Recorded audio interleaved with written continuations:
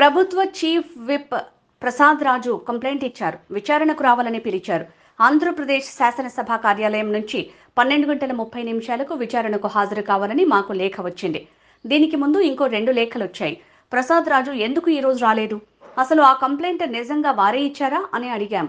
ఆయన వివరణకు ఉదయం వచ్చారు. ఆయన ఉండాల్సిన అవసరం లేదు. ఆయన కంప్లైంట్స్ ఆధారంగా మీడియా వార్తలను జిరాక్స్ కాపీల రూపంలో ఇచ్చారు. ఒరిజినల్ డాక్యుమెంట్స్ కాకుండా వాటిని ఎలా చూడాలి?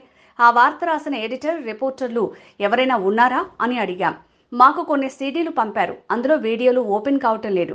ఒరిజినల్ ఫీడ్ కావాలి అని అడిగాం అని ఆనం రామనారాయణ రెడ్డి అన్నారు. ఆంధ్రప్రదేశ్ శాసనసభ స్పీకర్ గారి కార్యాలయం నుంచి 12:30 గంటలకి స్పీకర్ గారి దగ్గర పర్సనల్ హీరింగ్ హాజరు కమ్మని చెప్పి నాకు ఒక లెటర్ పంపడం జరిగింది. సెక్రటరీ జనరల్ ఆంధ్రప్రదేశ్ అసెంబ్లీ వారు. దానిపైన మేము వచ్చాం. దీనికి ముందు మాకు ఒక 2 లేఖలు పంపడం జరిగింది. యాంటీ పార్టీ యాక్టివిటీస్లో ఉన్నారు, మీరు యాంటీ పార్టీ యాక్టివిటీస్లో ఉన్నారు కాబట్టి మిమ్మల్ని డిస్క్వాలిఫై చేయమని ప్రభుత్వ చీఫ్ విప్ అయిన ప్రసాద్ రాజు గారు మాకు కంప్లైంట్ ఇచ్చారు.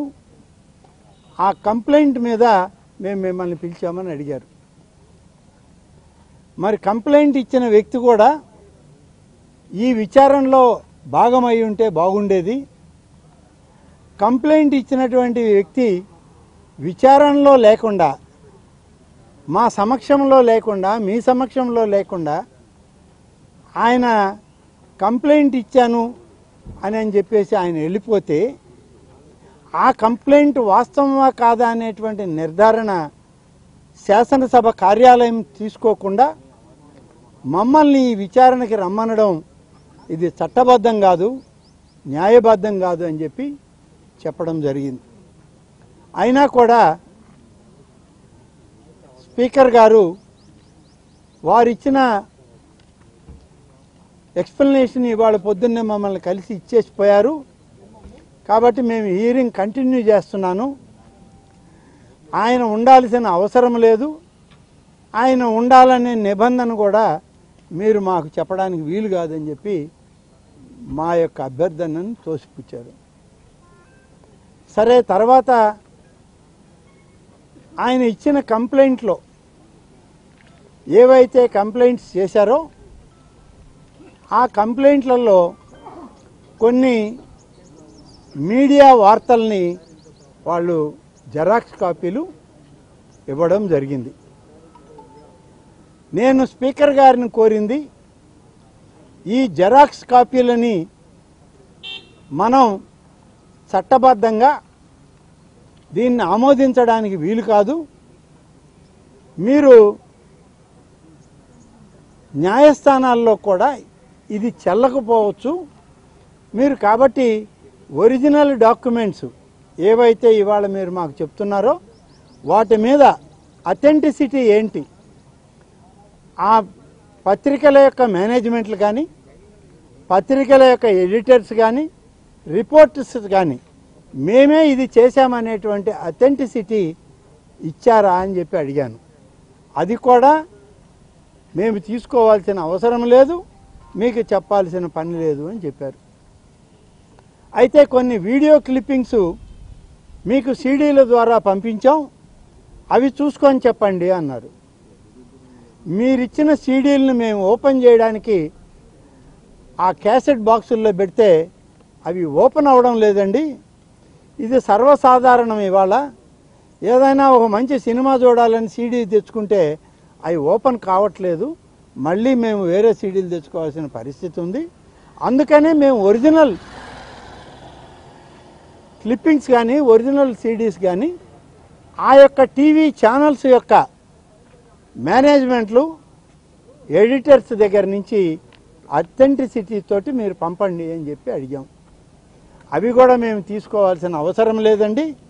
ఇవాళ మా దగ్గర ఉన్నాయే వీటికే మీరు సమాధానం చెప్పాలి, కానీ మేము ఎవరిని వేరే విచారణ చేయాల్సిన అవసరం లేదని చెప్పి చెప్పడం జరిగింది. తర్వాత మేము అడిగింది ఏంటంటే, ఇవన్నీ మీరు ఇచ్చారు, వీటిల్లో మాకు పూర్తిగా విశ్వాసం లేదు ఈ యొక్క డాక్యుమెంట్స్తో. కాబట్టి ఒరిజినల్ డాక్యుమెంట్స్ ఇచ్చినట్లయితే మేము పరిశీలన చేసుకొని 4 వారాల్లో మా న్యాయవాదుల ద్వారా మేము వచ్చి హాజరవుతామని చెప్పాం.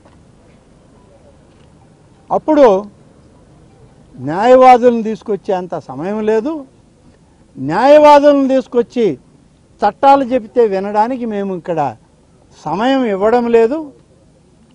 మీకు 3 సార్లు సమయం ఇచ్చాము, 3వసారి హీరింగ్లో మా నిర్ణయం మేము తీసుకొని మీకు వెలువరిస్తామని చెప్పి వారు చెప్పడం జరిగింది. సరే, మీరు అదే నిర్ణయానికి వచ్చినప్పుడు మేము న్యాయవాదిని పెట్టుకోవడానికి పర్మిషన్ ఇవ్వండి అని చెప్పి ఒక లెటర్ ఇచ్చాం. మేము న్యాయవాదిని ఎంటర్టైన్ చేయమన్నాం కాబట్టి మీ కాగితంతో పనేముంది అన్నారు. వాస్తవాలు రికార్డెడ్గా మేము ఒరిజినల్ డాక్యుమెంట్స్ అడిగాం, అవి ఇవ్వండి అని చెప్పి ఒక లెటర్ ఇచ్చాం. దానికి జవాబు లేదు. ఫైనల్గా మొదట ఇచ్చినటువంటి కొన్ని అభియోగాల మీద మేము ఒక మెమో ఫైల్ చేయడం జరిగింది.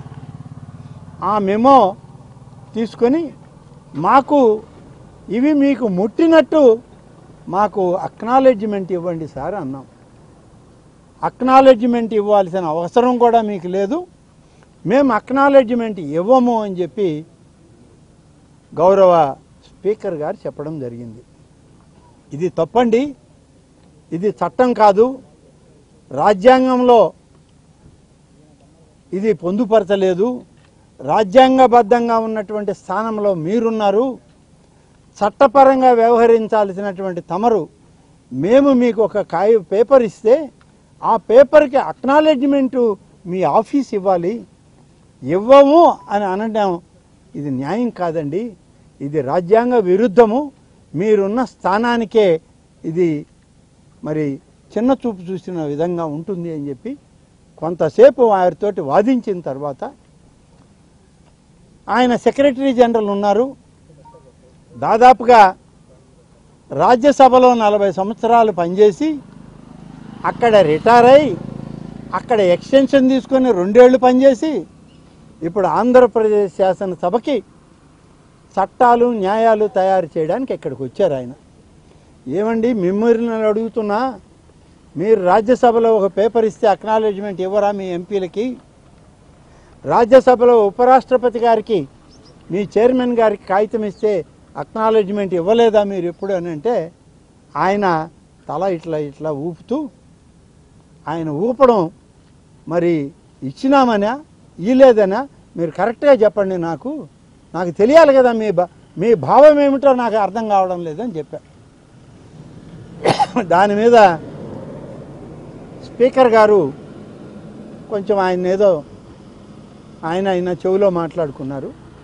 ఇస్తాంలేండి మీకు అక్నాలెడ్జ్మెంటు, ఇప్పటికిప్పుడు ఇవ్వాలంటే ఎట్లా అన్నారు. మళ్ళీ రిసీవ్డ్ కాపీ అని చెప్పి సంతకం పెట్టడానికి ఎంత టైం పడుతుంది సార్?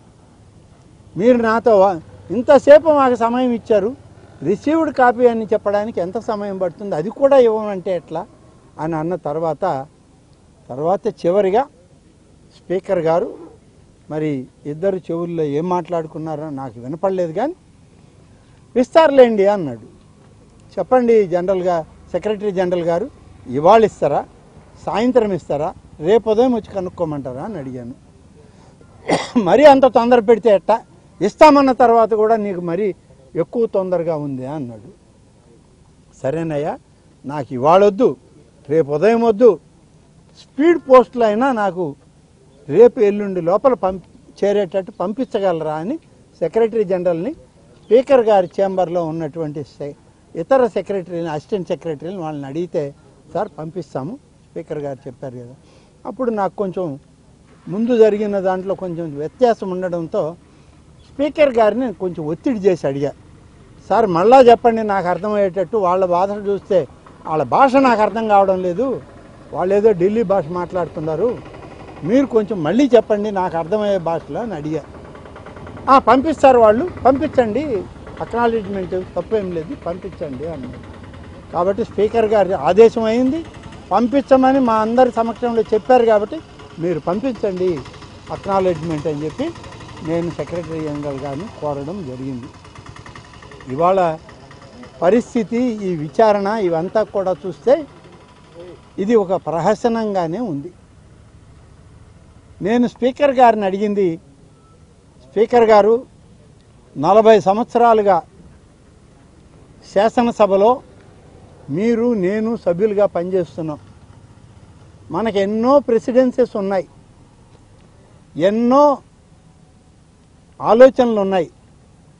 గతంలో జరిగినటువంటి ఎందరో మహానుభావులు పెద్దలు వీటి మీద ఇచ్చినటువంటి నిర్ణయాలు ఉన్నాయి. అవన్నీ ఒకసారి మీరు క్రోడీకరించి చూడండి. మీకు ముందున్నటువంటి అనేక మంది స్పీకర్లు ఎన్ని సందర్భాల్లో ఎన్ని సమయాలు ఇచ్చారో, ఎంతెంత సమయం కేటాయించారో సభ్యులకి, అవన్నీ కూడా పరిశీలన చేయండి. వాటి తర్వాత ప్రెసిడెన్సెస్ ఏమొచ్చినాయి, ఎప్పుడు ఏ నిర్ణయాలు తీసుకున్నారనే విషయం కూడా మీరు పరిశీలన చేయండి. అంటే నేను నిర్ణయం తీసుకున్నాను, నేను తీసుకోబోయేటువంటి ఈ నిర్ణయం రాబోయేటువంటి శాసనసభలకి ప్రెసిడెన్స్ కావాలి అని కోరుకుంటున్నాను అన్నాడు. ఎట్లా అవుతుందండి? మీ పాత వాళ్ళవి, మీ పెద్దలవి, మీ ముందు స్థానాల్లో గౌరవప్రదంగా ఉన్న వాళ్ళు ఇచ్చిన ఆదేశాలు మీకు ప్రెసిడెన్సెస్ కాకపోతే మీరిచ్చేటువంటి ఆదేశం నెక్స్ట్ తరం వాళ్ళకి ఎట్లా ప్రెసిడెన్స్ అవ్వద్దని మీరు అనుకుంటున్నారు? ఉదాహరణకి ఈ స్థానంలో మీరు కాకుండా మరొకరు ఎవరైనా రావచ్చు, నేనైనా రావచ్చు, మీ నిర్ణయాన్ని నేను ఆమోదించాలనేటువంటిది ఎక్కడుందండి శాసనం, చెప్పండి అని చెప్పి స్పీకర్ గారిని కోరాం. వారికి ఇంకొకటి కూడా చెప్పాను, మన రూల్స్ బుక్లో 3 దఫాల కన్నా పైన మనం ఎక్స్ప్లెనేషన్ అడగకూడదని ఎక్కడన్నా రూల్ ఉందా? అసెంబ్లీ రూల్స్ అంతా చదివాను నేను, ఎక్కడా రూల్ లేదు. నేను ఈ రూల్ పెట్టుకున్నాను అన్నారు ఆయన ఇప్పుడు పెట్టుకున్నానంట. అసెంబ్లీ రూల్స్ ప్రొసీజర్తో నాకు పని లేదు అన్నారు. సరే, రాజ్యాంగంగా ఎక్కడైనా అవకాశం ఉందా అంటే లేదన్నారు.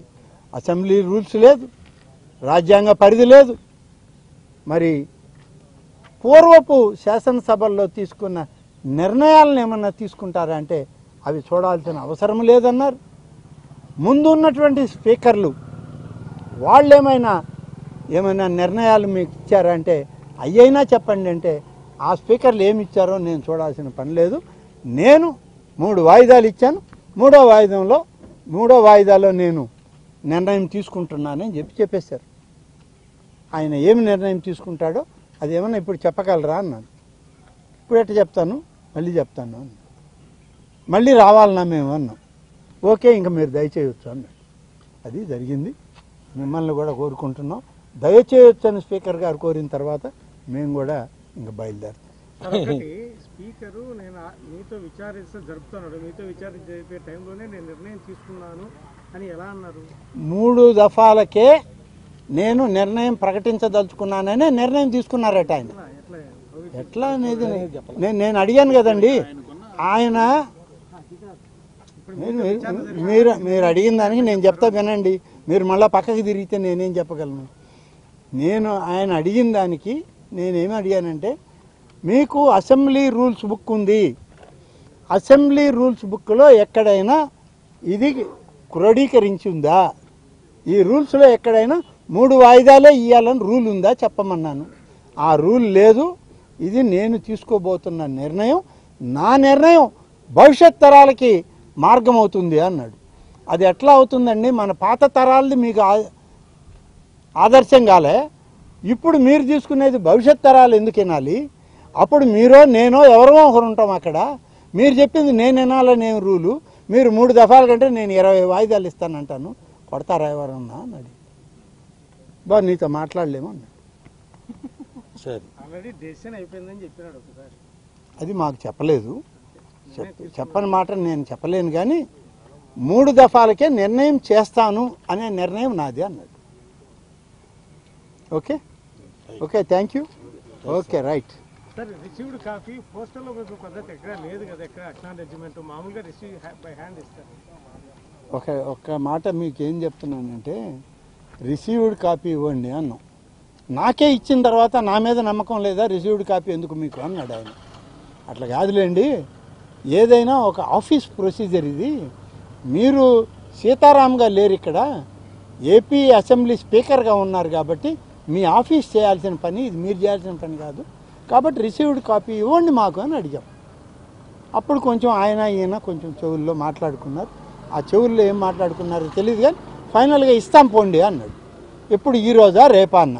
ఈ రోజా రేపా అని మీరు హడావుడి చేస్తే ఎట్టండి అన్నాడు. మీరు హడావుడిగా మమ్మల్ని ఇంత దూరం పిలిపించినప్పుడు కాగితం తీసుకోవడానికి హడావుడి అంటే ఎట్టండి అన్నాడు. సరే, మీరు ఇవ్వలే, మా చేతికి ఇవ్వడం మీకు ఏమైనా ఇబ్బంది అయితే స్పీడ్ పోస్టులు అన్న పంపిండి అని చెప్పి, సరేనండి ఎట్లా ఒకటి చేస్తాంలే పోండి, ఇస్తాం మీకు అన్నాడు. చూస్తాం, రేపు వచ్చి సెక్రటరీ జనరల్ని అడుగుతాం. రిసీవ్డ్ కాపీకి సంతకానికి 24 గంటలు మన సెక్రటరీ జనరల్కి సరిపోదేమో, రేపు ఒకసారి మళ్ళీ వచ్చి ఆయన కలిసి మాట్లాడిపోతాం.